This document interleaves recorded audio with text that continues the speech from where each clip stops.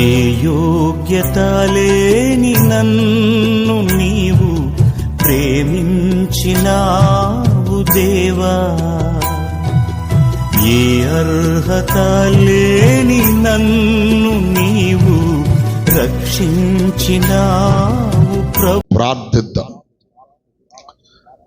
ప్రభువా, నాతో మాట్లాడమని అడుగుదాం అందరం. యేసయ్యా, యేసయ్యా, నాతో మాట్లాడండి, నన్ను దర్శించండి, నీ వాక్యపు వెలుగులో సరిచేయండి, నీ మాట చేత నన్ను బలపరచండి, నీ నోటికి బోరగా వాడుకొని మహిమ పొందమని యేసునందు అడుగుచున్నాము తండ్రి, ఆమేన్.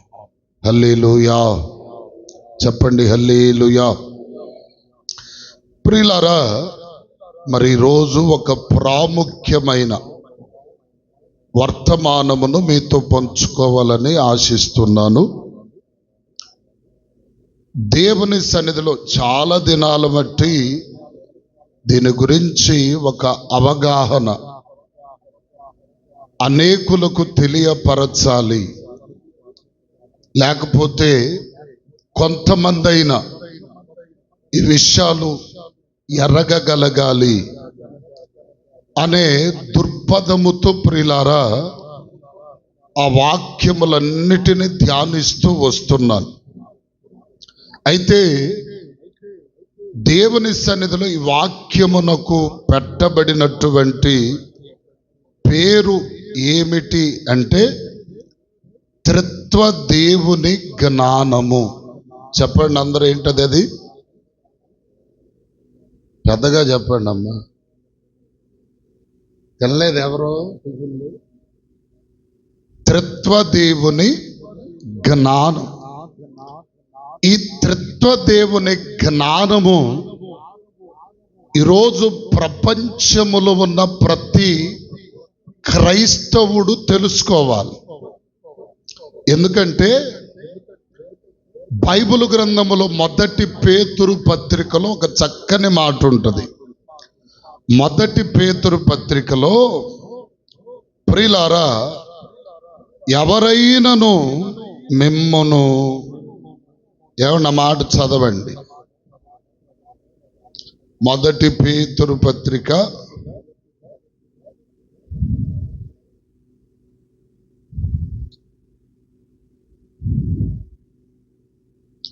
మొదటి పేతురు పత్రికలో అక్కడ ఎవడైనను మిమ్మును హేతువడిగిన ఎడల, హేతువడుగు అధ్యాయం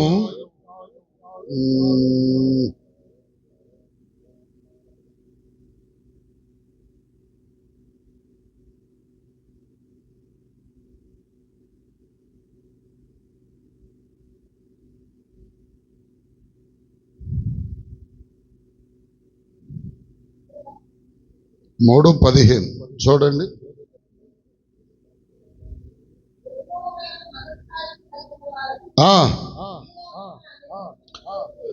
మీలో ఉన్న నిరీక్షణను గూర్చి మిమ్మును హేతువడుగు ప్రతివానికి సాత్వికముతోను సమాధానము చెప్పుటకు ఎల్లప్పుడూ ఎలా ఉండాలట? సిద్ధముగా ఉండాలి. అంటే చాలు చాలు వినండి అమ్మ, గమనించండి. మిమ్మును ఎవరైనా హేతువడిగితే, హేతువు అనగా ప్రశ్నిస్తే, ఎవరైనా మిమ్ములను ప్రశ్నించినప్పుడు ఆ ప్రశ్నకు మీరేం చేయాలా? సమాధానము చెప్పాలి. సమాధానం ఎలా చెప్పాలంట? సాత్వికముతోను భయముతోను చెప్పాలి. హల్లెలూయా. ఎట్లా చెప్పాలి? ఇప్పుడు సపోజ్ మిమ్మల్ని ఏదైనా ప్రశ్న అడిగితే, ఎవరైనా ఎప్పుడైనా ఏదొక సందర్భములో ఒక ప్రశ్న అడిగితే ఆ ప్రశ్నకు మనము ఏ విధమైన సమాధానం చెప్పగలుగుతాం అంటే చాలా మంది క్రైస్తవుల్లో సమాధానము చెప్పే ఆలోచన లేదు. ఎందుకంటే దాన్ని కూర్చినటువంటి అంతటి అవగాహన చాలా మందిలో లేదు కాబట్టి. హల్లెలూయా. కనుకనే ఇప్పుడు త్రిత్వ దేవుని జ్ఞానం ఈరోజు సంఘమునకు, సమాజమునకు, ఈరోజు క్రైస్తవ బిడ్డలైన ప్రతి ఒక్కరికి అవసరకరమైనది ఏంటంటే త్రిత్వ దేవుని గూర్చిన జ్ఞానం మనందరికీ కావాలి. ఎందుకు ఈ జ్ఞానం అవసరం అంటే మీకు కొన్ని విషయాలు చెబుతూ ముందుకు వెళ్తాను. ప్రపంచంలో ఇప్పుడు ప్రజెంట్లీ పరిస్థితిని చూస్తే ఈ పరిస్థితులు ఎలా ఉన్నాయంటే ప్రియులారా, చాలా దుర్బోధలు బయలుదేరాయి. చాలా రకములైన ఇదిగో ప్రియులారా, ఏమండి, వారి మనస్సుకు నచ్చిన బోధలు బయలుదేరాయి. చాలా మంది ఏం చేస్తున్నారంటే ఇదిగో దేవుడు అయినవాడు ఒక్కడై ఉన్నాడు కదా. దేవుడు ఎలా ఉన్నాడు చెప్పరే? దేవుడు ఒక్కడా లేకపోతే అందరూ మీరు ఇటు చూడండి అమ్మ. ఎంతమంది? దేవుడు ఒక్కడే, ఆయనే తండ్రి అయిన దేవుడు అనేటువంటి అభిప్రాయములో ఉన్నారు. ఆ దేవుడు తప్ప వేరొక దేవుడు లేడు అంటూ దానిలో కొన్ని భిన్నాభిప్రాయమైన బోధలు బోధిస్తున్నారు. ఆ బోధలు ఎలాంటివి అంటే యేసుక్రీస్తు దేవుడు కాదు, ఆయన ప్రవక్త అని కొంతమంది, పరిశుద్ధాత్ముడు లేడు అనేటువంటిది వారి యొక్క వాదన, కొంతమంది వాదన. మరి ఇంకొంతమంది చెప్పేటువంటి మాట ఏమిటంటే, ఏమండి, ఇదిగో దేవుడు త్రిత్వమై ఉన్నాడు. దేవుడు చెప్పండి, దేవుడు ఒక్కడా ముగ్గురా?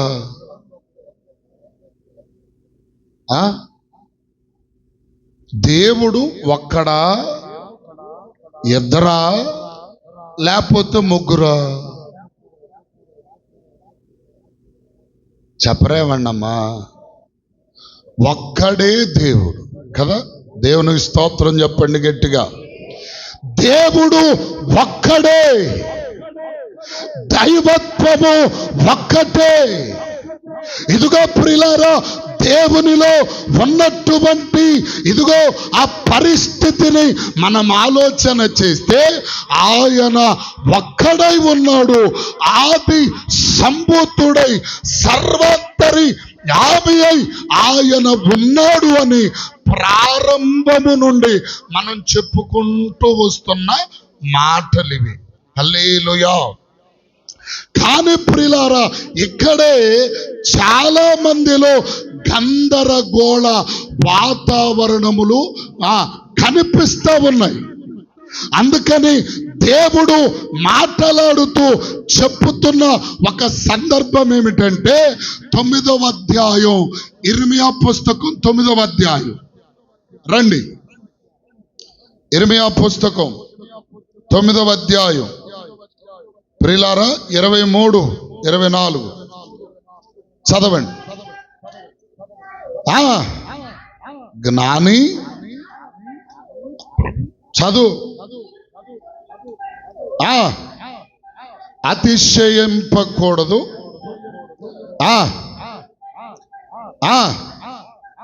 అతిశయింపకూడదు. అతిశయించువాడు ఇదిగో ఈ మాట వినండి. భూమి మీద కృప చూపుచు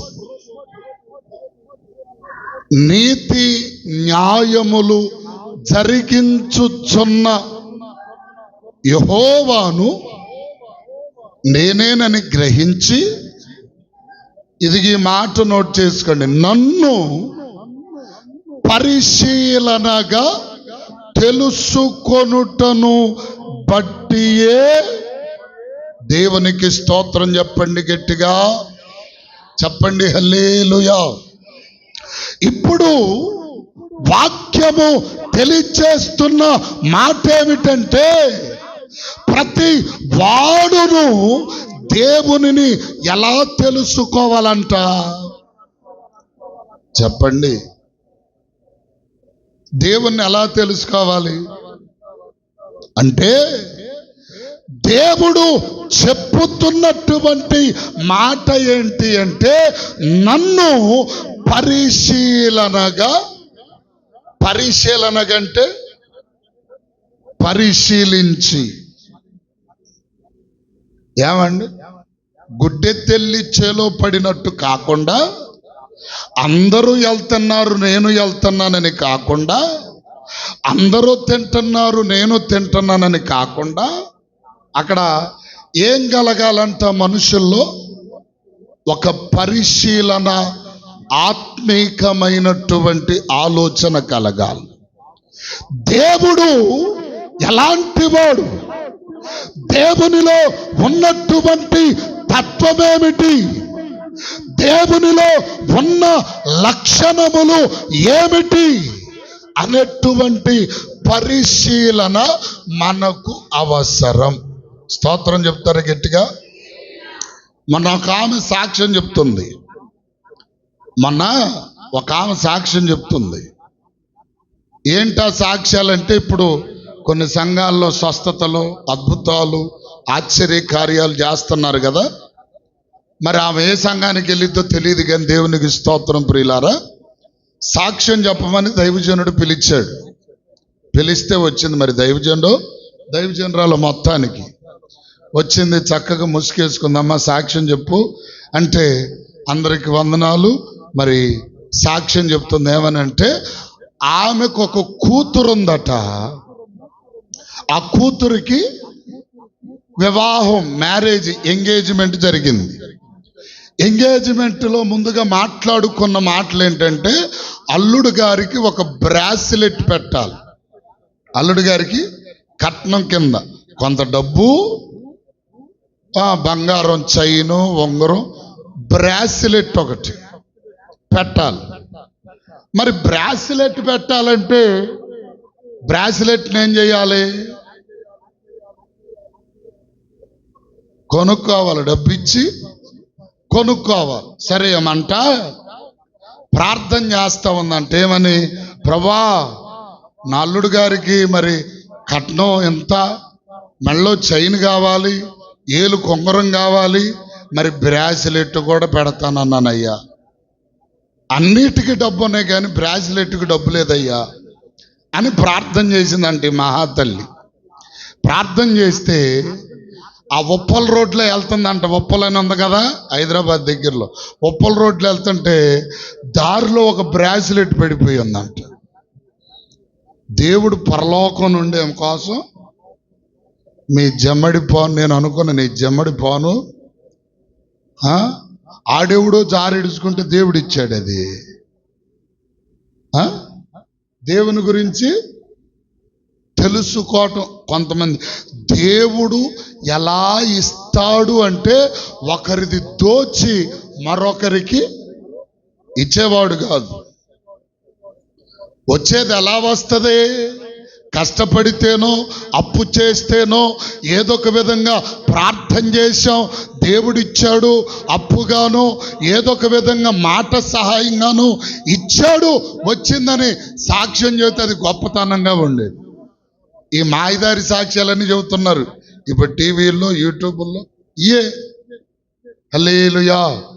అంటే నేను ఎందుకు ఈ మాట చెప్తున్నానంటే, దేవునిని ఎలా ఒక వ్యక్తి తెలుసుకోవాలి అంటే పరిశీలనగా అంటే ఇంకొక మాటలో చెప్పాలంటే, అపోస్తల కార్యం 17:11లో ఒక సంఘం ఉంది. ఆ సంఘం ఎలా చేసింది చూడండి. అపోస్తల కార్య గ్రంథం 17:11లో అయితే 17:11 అమ్మా.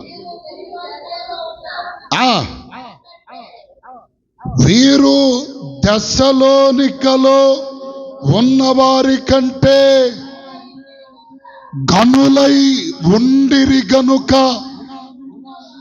ఆసక్తితో వాక్యమును అంగీకరించి పౌలును శీలయును చెప్పుతున్న సంగతులు అలాగున్నవో లేవోనని వారు ప్రతిదినములనట వాక్యములను పరిశీలిస్తూ వచ్చారట. స్తోత్రం చెప్పండి గట్టిగా. ఏం చేశారు సంఘస్థులు? ఏమండి?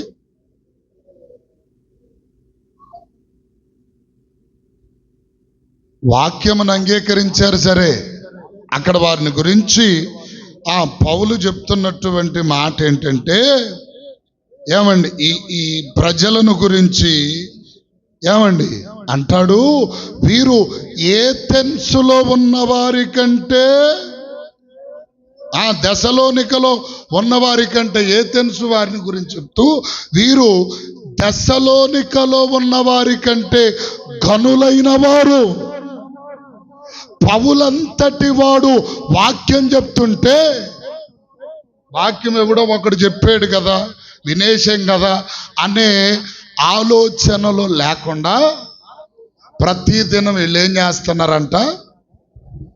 లేఖనాలు పరిశీలిస్తూ, లేఖనాలు ఎలాగైతే పరిశీలిస్తున్నామో అలాగే దేవునిని కూడా పరిశీలించి, చెప్పండి, పరిశీలించి తెలుసుకోవాలి. స్తోత్రం చెప్పండి గట్టిగా. అయితే ఇప్పుడు మన యొక్క పాఠము యొక్క భావం ఏమిటి అంటే, దేవుడు ఒక్కడై ఉన్నాడా, లేకపోతే ఇదిగో త్రిత్వమై ఉన్నాడా, లేకపోతే ఇదిగో త్రిత్వములో ఏకత్వము కలిగి ఉన్నాడా అనేటువంటి విషయమును మనం ఆలోచన చేస్తే, చాలా మందిలో ఉన్నటువంటి అభిప్రాయములకు గుర్తుగా దేవుడు మాట్లాడుతూ వాక్యములో చెప్తున్నాడు. ఏమనంటే చూడండి, మత్తయి రాసిన సువార్త, మత్తయి సువార్త ప్రియులారా చూడండి, 28వ అధ్యాయం, 28వ అధ్యాయం 19వ చరణం చదవండి. కాబట్టి మీరు వెళ్ళి సమస్త జనులను, ఎవరంటున్నారు ఈ మాట? యేసు ప్రభుల వారు ఇదిగో శిష్యులతో, ఆయనను వెంబడిస్తున్న శిష్యులతో చెబుతున్నటువంటి మాట, శిష్యులారా మీరు సర్వ లోకములోనికి వెళ్ళండి, సర్వ సృష్టికి సువార్త ప్రకటించండి, సువార్త ప్రకటించి అనేకులను నాకు, చెప్పండి, నాకు శిష్యులుగా చేయండి. చదవమ్మా. చేయుడి.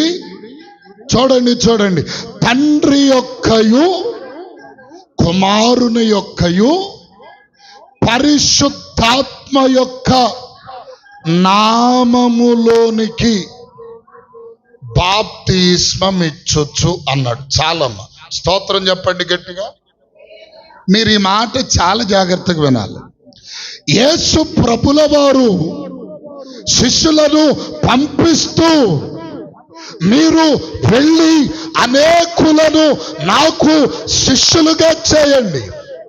చేయునప్పుడు ఏం చేస్తారంటే మీరు వారికి బాప్తిస్మములు ఇవ్వండి. బాప్తిస్మములు ఇచ్చేటువంటి సమయములో మీరు పలకవలసిన మాటలేమిటంటే, తండ్రి యొక్కయు కుమారుని యొక్కయు పరిశుద్ధాత్మ నామములు అన్నాడా, నామములో అన్నాడా? లోనికి అక్కడ అది ఓకే ఏనండి. ఇక్కడ మీరు పాయింట్ అర్థం చేసుకోనండి. ఇప్పుడు అక్కడ ఎన్ని పేర్లు కనిపిస్తున్నాయి? 3 పేర్లు కనిపిస్తున్నాయి. 3 అనేటువంటిది బహువచనం కదా. అంటే నేను చెప్పాల్సినటువంటి విషయం మీకు తెలియజేస్తాను. చూడండి, ఇప్పుడు మీరు బాప్తిస్మములు తండ్రి యొక్కయు కుమారుని యొక్కయు పరిశుద్ధాత్మ నామములో అంటే ఈ 3 కలిసి ఒకే నామం. లో అంటే ఏకవచనంగా వస్తుంది. బహువచనం అంటే అర్థం ఏంటంటే నామములు. నామములు అంటే 3 ఉన్నారు కాబట్టి తండ్రి నామములో, యేసు నామములో, పరిశుద్ధాత్మ నామములో అని చెప్పక తండ్రి కుమార పరిశుద్ధాత్మ నామములో అన్నాడు. స్తోత్రం చెప్పండి గట్టిగా. ఈ మాట ఎవరు చెప్తున్నాడు? యేసు ప్రభుల వారు చెబుతూ అంటున్నాడు, మీరు సమస్త జనులను నాకు శిష్యులుగా చేయండి. చేసేటప్పుడు మీరు త్రిత్వ దేవుని నామములో వారికి బాప్తిస్మములు ఇవ్వండి అన్నాడు. స్తోత్రం చెప్పండి గట్టిగా. ఇప్పుడు బాప్తిస్మమే ఏమండి ఇచ్చేటప్పుడు ఏమండి వేరు వేరు నామములు అని ప్రకటన చేయకుండా ఏకవచనముతో, ఇదిగో ప్రియులారా, తండ్రి కుమార పరిశుద్ధాత్మ నామములో మీరు వారికి బాప్తిస్మము ఇవ్వండి. ఇప్పుడు మీకు ఒక మాట చెప్తాను. ఒక కుటుంబం ఉంది. ఆ కుటుంబములో 4 వ్యక్తులు ఉన్నారనుకుందాం. 4 వ్యక్తులు ఉన్నప్పుడు ఆ 4 వ్యక్తులకి, అయ్యా మీ ఇల్లు ఎక్కడా అని అడుగుతారు. ఎవరైనా అడిగినప్పుడు మీ ఊరేది, మీ ఇల్లు ఏది, మీ ఇంటిలో ఎంతమంది ఉంటారు అంటే అక్కడ చెప్పే మాట ఎలా ఉండాలి?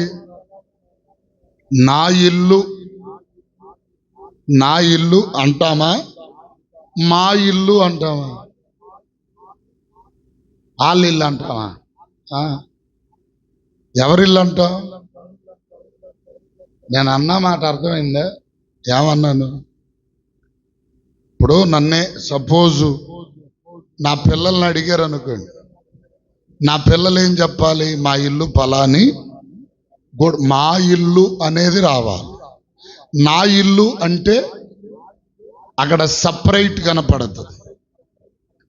మా అంటే అక్కడ ఒక ఉమ్మడత్వం కనిపిస్తుంది. మాది అన్నాది వేరు, నాది చెప్పరమ్మా. మా పాస్టర్ గారు అంటారా, నా పాస్టర్ గారు అంటారా? మా పాస్టర్ గారు అంటే మా అందరి పాస్టర్ గారు. ఏమండి,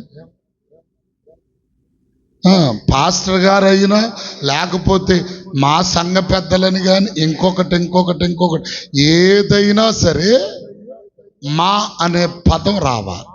అది రాకపోతే ఏమండి అక్కడ ఏకత్వము కనిపిస్తుంది. దేవునికి స్తోత్రం చెప్పండి, గట్టిగా చెప్పండి హల్లెలూయా.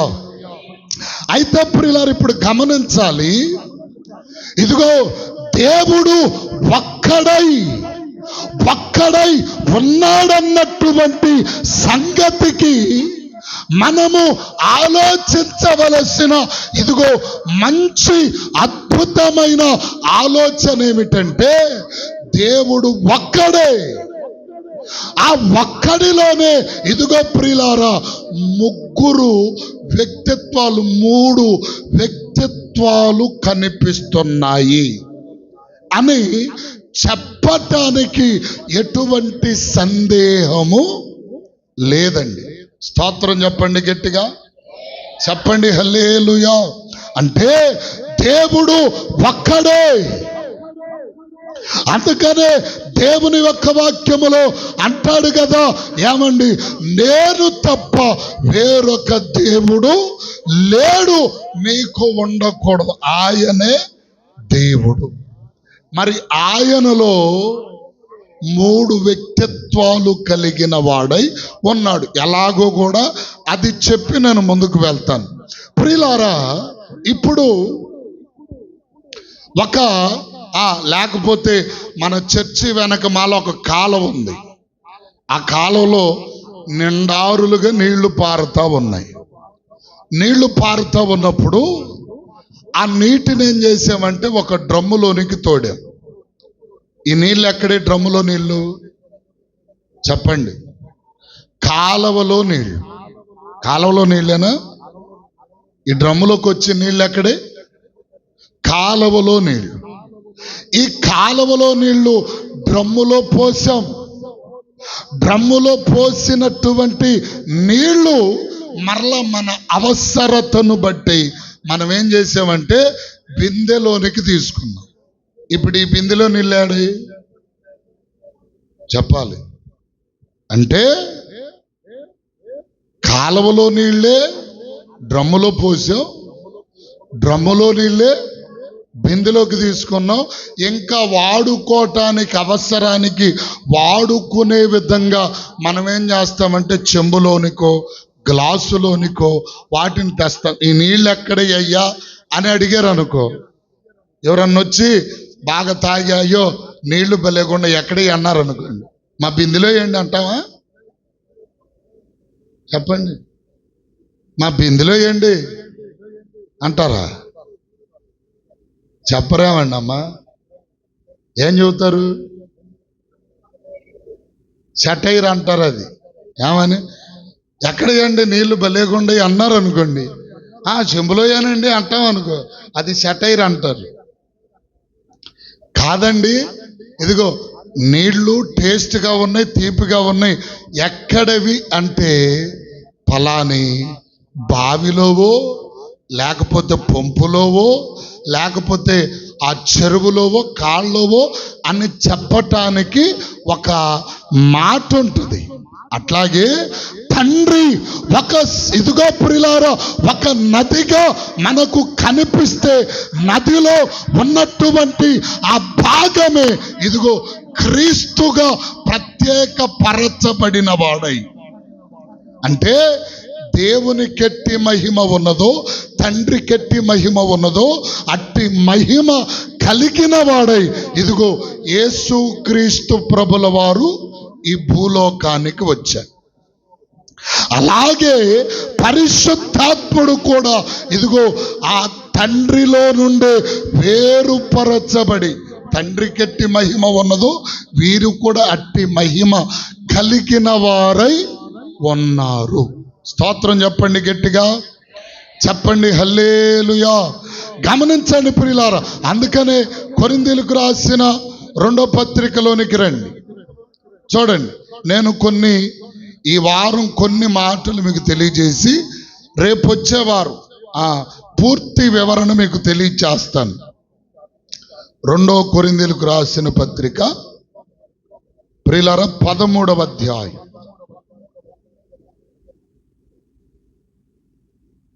14వ వచనం చదవండి. ప్రభువైన యేసుక్రీస్తు కృపయు దేవుని ప్రేమయు పరిశుద్ధాత్మని సహవాసమును, దేవునికి స్తోత్రం చెప్పండి గట్టిగా, చెప్పండి హల్లెలూయా. ఏమంటాడు? ప్రభువైన క్రీస్తు కృప. ఎవరంటున్నారు ఈ మాట? పౌలు గారు అంటున్నారు. పౌలు గారు ఏమంటాడు? ప్రభువైన యేసు క్రీస్తు కృప, తండ్రి అయిన దేవుని ప్రేమ, పరిశుద్ధాత్ముని సహవాసం. అంటే ఇక్కడ ముగ్గురిని వేరుపరిచాడా? యేసు ప్రభు వారు కలిపి చెప్పాడు. అదే విధముగా ప్రభువారి ప్రభువారిని వెంబడించి ఆ తదుపరి అపోస్తలుగా మార్చబడి అపోస్తలలో కడపటి వాడైన పౌలు గారు కూడా ఏమంటాడంటే ఆ ముగ్గురిని కలిపి మాట్లాడతాడు. వారి కృప ఏమండి? తండ్రి అయిన దేవుని ప్రేమ, ప్రభు అయిన క్రీస్తు కృప, పరిశుద్ధాత్ముని సహవాసం మీకు తోడై ఉండునుగాక అంటాడు. హల్లెలూయా. అంటే దిగప్రియులారా, ఇప్పుడు వాక్యము స్పష్టంగా తెలియపరుస్తున్న మాట. దేవుడు ఒక్కడై ఉన్నాడు. ఒక్కడిలోనే త్రిత్వము. అంటే ఇదిగో ప్రియులారా, ఏమండి, ట్రినిటీ అనేటువంటి పదము కనపరచబడుతుంది. ఎందుకు?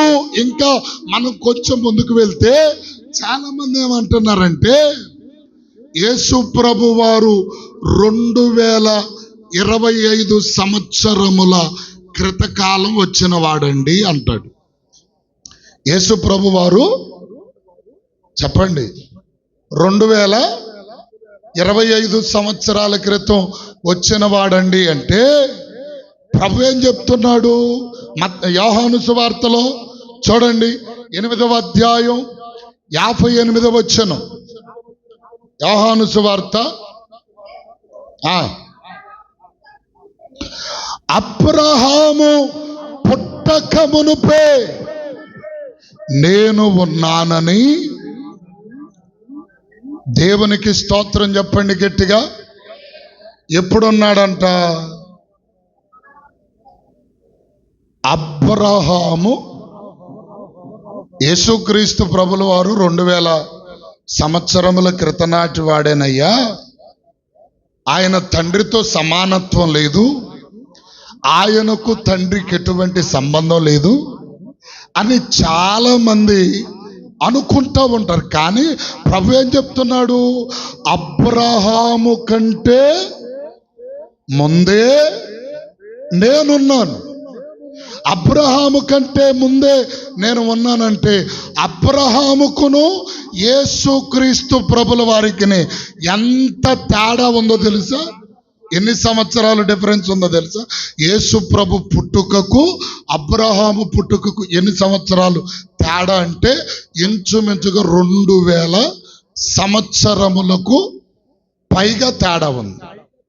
అట్లాంటి వాడు అక్కడ యూదులు అంటారు, అదేంటి నీవు నిన్నగాక మొన్న పుట్టి అబ్రహాము కంటే ముందు ఉన్నానని ఎలా చెప్పుచున్నావంట. అసలు అబ్రహాము కంటే ముందున్నాను అని దేవుడు ఎందుకన్నాడు తెలుసా? అవ్వాదాము దేవుని మాటను ధిక్కరించి పాపము చేసినప్పుడు వారి దిశమలలు వారికి కనపడుతూ సిగ్గుపడుతూ ఉంటే దేవుడు ఏం చేశాడంటే ఒక గొర్రె పిల్లను, చెప్పండి, ఒక గొర్రె పిల్లను వధించి దాని చర్మముతో వారికి వస్త్రములను కుట్టించాడు. ఆ గొర్రె పిల్ల ఎవరు అంటే ఆదిలో వధింపబడిన గొర్రె పిల్ల మన ప్రభువైన యేసుక్రీస్తు. స్తోత్రం చెప్పండి గట్టిగా. ఇప్పుడు అంటే అబ్రహాము కంటే ముందున్నవాడు, అబ్రహాముకు అంతేకాదు ఇదిగో ప్రియులారా ఆదాము కంటే కూడా ముందు నుండి ఉన్నవాడు మన ప్రభువైన యేసుక్రీస్తు. స్తోత్రం చెప్పండి గట్టిగా. అవ్వాదాములు పాపం చేసినప్పుడు వధింపబడిన గొర్రెపిల్ల ఎవరు అంటే మన ప్రభువైన యేసుక్రీస్తు. ఏమండి, అంతేకాదు ఇస్సాకుకు బదులుగా అర్పింపబడిన గొర్రెపిల్ల ఎవరంటే ప్రభువైన యేసుక్రీస్తు. ఏమండి, ఇన్ని ఉదాహరణలు వాక్యంలో దేవుడు చూపించుకుంటూ వెళ్తాడు. ఇంకొక మాట చెప్పాలంటే, మరి పరిశుద్ధాత్ముడు ఎక్కడి నుంచి వచ్చాడయ్యా? పరిశుద్ధాత్ముడు చెప్పండి. చాలా మంది పరిశుద్ధాత్ముడు ఉన్నాడా? పరిశుద్ధాత్ముడు ఉన్నాడా? చూడండి, అపోస్తుల కార్యగ్రంథం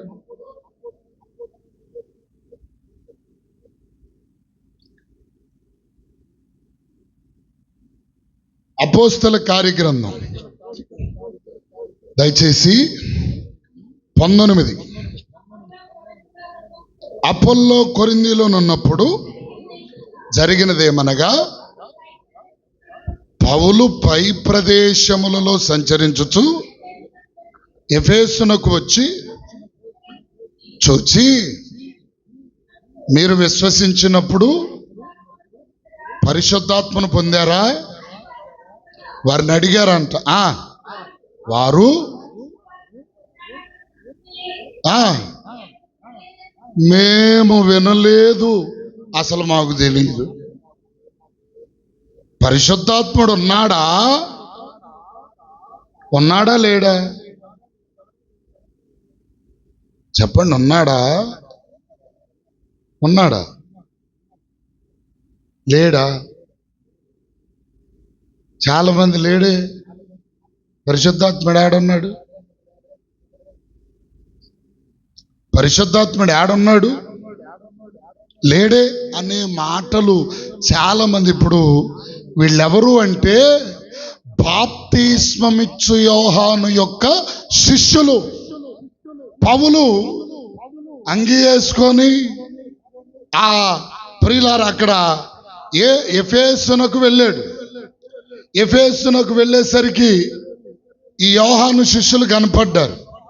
కనపడినమ్మటే వెంటనే క్రైస్తవులకు ఒక పద్ధతి ఉందిగా, అయ్యా వందనాలయ్యా, ప్రైజ్ లార్డ్ అయ్యా, భక్తి పరులుగా గమనించి ప్రైజ్ లార్డ్ చెప్పారు. అయ్యా ఎవరు మీరు, ఏంటి సంగతులు, ఏంటి విషయాలంటే, మేము యోహాను శిష్యులం అని చెప్పారు. మరి మీరు పరిశుద్ధాత్మను పొందారా అన్నాడు. అంటే పరిశుద్ధాత్ముడనేవాడు ఉన్నాడన్న సంగతే మాకు తెలియదు. మరేం తెలుసు నీకు?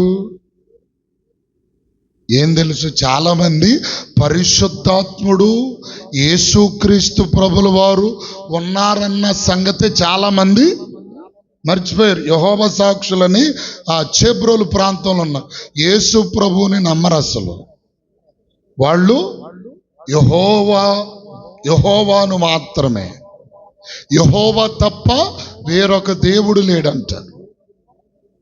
ఏమండి, అయితే ఇక్కడ మనం గమనించవలసిన విషయం, ఆది కాండములో మొట్టమొదటి అధ్యాయములో మనం చూస్తే అక్కడ చూడండి, మొట్టమొదటి అధ్యాయంలో ఆది యందు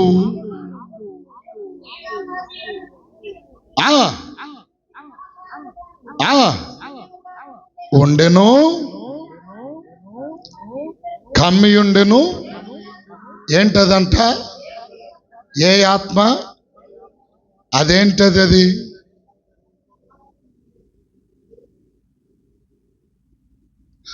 దేవుని ఆత్మ జలములపై అల్లాడుచున్నను.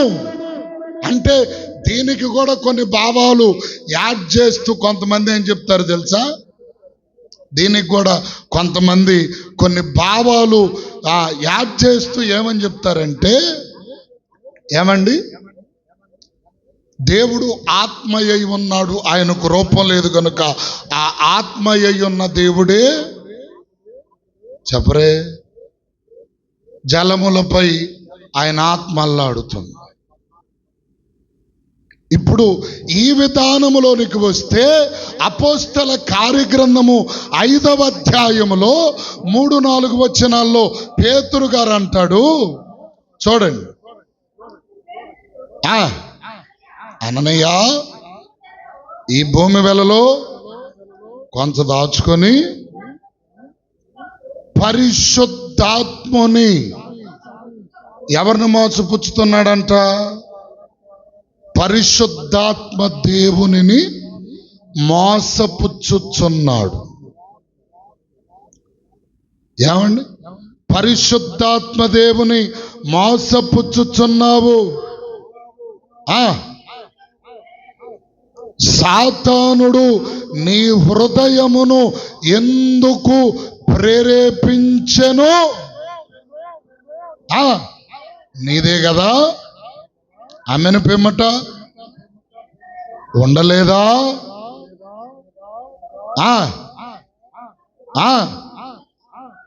మనుష్యులతో కాదు, దేవునితోనే అబద్ధం. అంటే ఎవరిని గూర్చి మాట్లాడుతున్నాడు?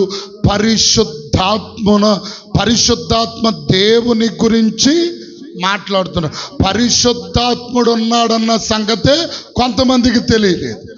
దేవుడు ఆత్మగా, ఆయన దేవుని ఆత్మ జలములపై అల్లాడుచున్నదని వాక్యం తెలియజేస్తుంది.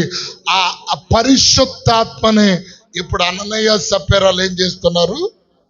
మోసపుచ్చుతున్నారు. అంటే పరిశుద్ధాత్ముడు దేవుడే, యేసుక్రీస్తు ప్రభుల వారు దేవుడే, తండ్రి అయిన దేవుడు దేవుడే. అది కూడా ఇంకొక మాట మీకు చెప్పి నేను ముగిస్తాను. గమనించండి. విషయం ఏంటంటే, ఇప్పుడు మనం మనుష్యులం కదా, మనం మనుష్యులం. దేవుడు మనిషిని సృజించేటప్పుడు, మానవుని నిర్మించేటప్పుడు దేవుడు అనుకున్నాడు, మనము త్రిత్వమై ఉన్నాము గనుక, అంటే త్రిత్వములో ఏకత్వము. దేవుడు ఒక్కడే, ఆయనలో మూడు స్వాభావికమైన, అంటే మూడు వ్యక్తిత్వములు చూపగలవాడు దేవుడు. అలాగే ఇప్పుడు దేవుడు మనిషిని చేసేటప్పుడు కూడా మనలో ఎలాగైతే ట్రినిటీ ఉందో, త్రిత్వం ఉందో, మనుష్యునిలో కూడా అలాగే త్రిత్వము చెప్పాలి, త్రిత్వము కనపడాలి. ఎలా? మానవునికి త్రిత్వం ఎలా కనపడుతుంది అంటే, మనిషికి ప్రాణము, ఆత్మ, శరీరం. ఎన్ని? ప్రాణం, ఆత్మ, శరీరం. ఇప్పుడు మానవునిలో ఏమేమి ఉన్నాయి? చూడటానికి పాస్టర్ గారు ఒక్కడే. పాస్టర్ గారిలో ఏముంది చెప్పరే? పాస్టర్ గారి శరీరం. సపోజు ఆత్మ వెళ్ళిపోయేటప్పుడు కనపడింది అనుకో, పాస్టర్ గారి ఆత్మ కనబడింది. పాస్టర్ గారి ఆత్మ. ప్రాణం అనగా రక్తమునకు పోల్చాడు దేవుడు. ఇప్పుడు మనలో మూడు ఎలాగున్న, ఒక వ్యక్తిలో మూడు విధానాలు, మూడు భాగాలు ఎలాగైతే ఉన్నాయో, దేవునిలో కూడా ముగ్గురు చెప్పరే, ముగ్గురు ఒక్కటే, ఒక్కడై ఉన్న దేవుడే ముగ్గురు వ్యక్తులుగా తన్ను తాను ప్రత్యక్ష పరచుకోగలడు అనేది వాక్యం తెలియజేస్తున్న సత్యం. స్తోత్రం చెప్పండి, గట్టిగా చెప్పండి హల్లెలూయా. అట్ట కాదు, ఇట్ట కాదు, ఇది కాదు, అది కాదని ఇంక అడ్డగోలు వాదనకి వెళ్తే ఎవరేమీ చేయలేరు. నేను చెప్పేదే గొప్ప, వాళ్ళు చెప్పేది తప్పు అనుకునే వాళ్ళు చాలా మంది ఉన్నారు. కాదు నేను చెప్పేదే గొప్ప, వాళ్ళు చెప్పేది తప్పని కూడా అనుకునే వాళ్ళు ఉన్నారు. కానీ వాక్యం మనకేం బోధిస్తుంది? నేను ఇంకా చాలా విషయాలు ఉన్నాయి. రేపారం ఇప్పుడు మనకి సమయం సరిపోదు కాబట్టి ప్రియులారా, రేపటి వారం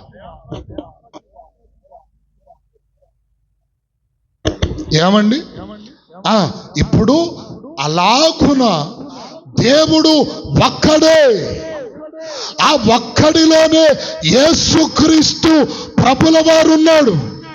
ఆ ఒక్కడిలోనే ఇదిగో పరిశుద్ధాత్ముడు ఉన్నాడు.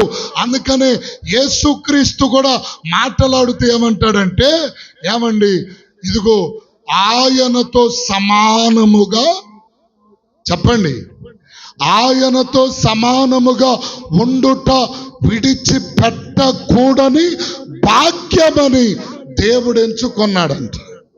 హల్లెలూయా. ఏమండి, దేవుడు ఏమనుకున్నాడు? తండ్రితో సమానం. తండ్రితో యేసుక్రీస్తు ఏమై ఉన్నాడు? చెప్పరేమండి అమ్మా? సమానం. ఇప్పుడు నేను తండ్రి, నాకు 2 పిల్లలు ఉన్నారు కదా, అట్ట కాదు. నేను వేరు, బెసలేలు వేరు, అజరయ్య వేరు. కానీ ప్రభు వారి దగ్గర తండ్రి యొక్క ఆ మహిమలో ఉన్న ఆ ప్రత్యక్షత ఏమిటంటే, తండ్రి ఒక్కడిగానే ఉన్నాడు. ఆయనలో 3 వ్యక్తులుగా తన్ను తాను మనుష్యులకు పరిచయము చేసుకున్నాడు. దేవునికి స్తోత్రం చెప్పండి గట్టిగా. అందుకనే యోహాను సువార్తలో కూడా ఇంకా చాలా మాటలు ప్రభువారు చెప్తాడు. ఏమనంటే, నేనును తండ్రి వేరు కాదు, నా తండ్రి సింహాసనములు నేను, చెప్పండి. ఇప్పుడు మొన్న ఒక ఆయన చెప్తున్నాడు, ఏమనంటే, తండ్రికి యేసుక్రీస్తట పరలోకంలో పుట్టాడట. యేసుక్రీస్తు పుట్టాడట. పుట్టినవాడు కాదు దేవుడు, ఆయన ఆది నుండి ఉన్నటువంటి వాడై ఉన్నాడు. దేవునికి స్తోత్రం కలుగునుగాక. ఏమంటే, ఆది నుండి ప్రభుల వారు ఉన్నవాడు. యేసుక్రీస్తు ఆది నుండి ఉన్నవాడు, తండ్రియు ఆది నుండి ఉన్నవాడు, పరిశుద్ధాత్ముడు ఆది నుండి ఉన్నవాడు. అంతేకాదు, ఇంకొక మాటలో మీకు చెప్పాలంటే, ఆ దినవృత్తాంతముల పుస్తకం చూడండి.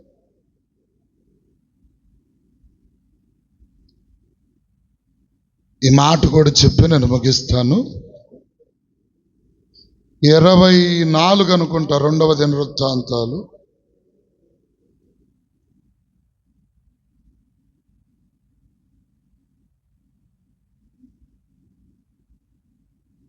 చూడండి, 24వ అధ్యాయం 20వ వచనం. అప్పుడు దేవుని ఆత్మ ఎవరి మీదకి వచ్చిందంట? ఏమొచ్చింది? దెయ్యం వచ్చిందా? దేవుని ఆత్మ ఎవరి మీదకి వచ్చింది? జకరయ్య ఎవరు అంటే, యెహోయూద అనే సేవకుని కుమారు. రాజైన యోవాషు తప్పు చేస్తున్నాడు. తప్పు చేస్తా ఉంటే ఇప్పుడు దేవుని ఆత్మయే యాజకుడైన యెహోయూద కుమారుని మీదకి దిగొచ్చి దేవుని ఆత్మ అప్పుడు చెప్తుంది, రాజా, నీవు చేస్తున్నదల్లా తప్పు. దేవుని ఆత్మ ఏం చేస్తుంది? యేసుక్రీస్తు కూడా చెప్పాడు, నేను వెళ్ళి మీకు ఆదరణకర్తను పంపుతాను, ఆయన మిమ్మును సర్వసత్యములోనికి నడిపిస్తాడు. అంటే ఇంకా మిమ్మలను లోతులోనికి తీసుకెళ్తాడు. నా తండ్రిలోనివి నేనును, నాలోనివి పరిశుద్ధాత్ముడు మీకు బోధించును అని మాట్లాడతాడు. స్తోత్రం చెప్పండి గట్టిగా. అంటే యేసుక్రీస్తు ప్రభుల వారు కానీ, పరిశుద్ధాత్ముడు కానీ, తండ్రి అయిన దేవుడు కానీ ఎక్కడ మేము ముగ్గురం వేరు అని చెప్పుకోవాలా, పిలవబడలా. ఆయన ఒక్కడిలోనే త్రిత్వము దాగి ఉంది. ఆయన త్రిత్వములో ఏకత్వము కలిగిన దేవుడై ఉన్నాడు. కాబట్టి ఇప్పుడు మన నమ్మకం ఏంటంటే, దేవుడు చెప్పండి. ఇప్పుడు మిమ్మల్ని ఎవరన్నా అడిగారు అనుకోండి, దేవుడు ఒక్కడా ముగ్గురా? మరి ముగ్గురు అంటారు కదా, దానికి సమాధానం ఏంటి? సమాధానం ఏంటి?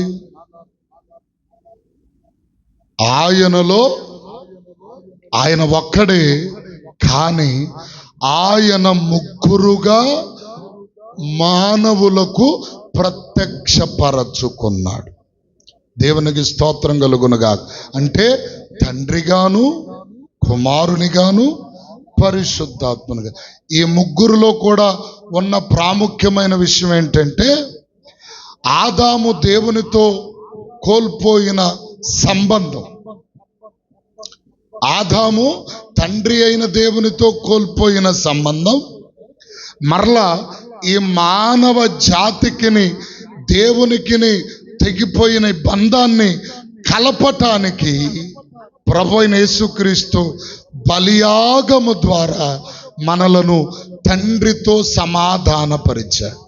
రెండవది, మరి పరిశుద్ధాత్ముడు ఎందుకు వచ్చాడంటే, ఏమండి, ప్రభు వారిని ఎదుర్కొనడానికి తగిన భారము, తగిన శక్తి మనకు ఇచ్చి ఆయనతో మనలను సంధి చేయుటకు పరిశుద్ధాత్ముడు ఈ లోకానికి వచ్చాడు. ఇప్పుడు దేవుడిలో ఉన్న ఆ త్రిత్వములో ఏకత్వము కలిగిన దేవునిలో ఉన్న ఆ మహదైశ్వర్యం మనందరూ తండ్రితో ఏకం కావాలనే కోరుకుంటుంది. కాబట్టి మనం త్రిత్వదేవునిలో ఇదిగో ఉన్న లక్షణములు ఎరుగుతూ ఆ త్రియేక దేవుని నామమును ఘనపరుస్తూ ముందుకు వెళ్ళేటువంటి వారిగా ఉన్నాం. దేవుని చిత్తమైతే మరి రేపు వచ్చే వారం పూర్తి వివరణ మీకు తెలియచేస్తాను. దేవుడి కొద్ది మాటలు దీవించునుగాక. ఆమేన్.